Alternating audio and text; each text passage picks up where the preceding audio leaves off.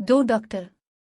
अस्पताल में एक गरीब औरत रोती हुई अपने बच्चे को लेकर आई। इसके बच्चे को देखने का काम मेडिकल के आखिरी साल में ट्रेनिंग लेने वाले डॉक्टर वकार के जिम्मे लगाया गया। मेडिकल कॉलेज से कुछ दिनों बाद डिग्री मिलने वाली थी, फिर वो आज़ादी से कहीं भी क्लिनिक खोल सकता था। बच्चे की एक टांग बड़ी और एक जरा सी छूटी थी, बाएं हाथ में उंगलियां भी 4 थी।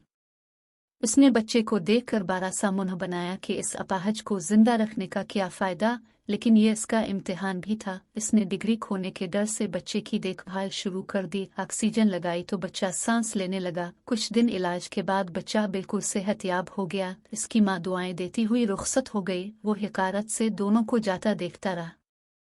वक्त गुजरता गया। वकार एक कामयाब डॉक्टर बन गया, लेकिन इसका मकसद सिर्फ पैसा कमाना था। दौलत की रेल पेल ने रही सही इंसानियत भी खत्म कर दी। शादी के बाद इकलौती बेटी की हर ख्वाहिश पूरी की। एक दिन अचानक बेटी के पेट में शदीद दर्द शुरू हो गया। खुद भी इलाज किया और दूसरे डॉक्टरों से भी मशवरा किया। डॉक्टर उसकी बेटी का इलाज करने में नाकाम रहे। थक कर एक सरकारी अस्पताल के डॉक्टर के पास ले गया।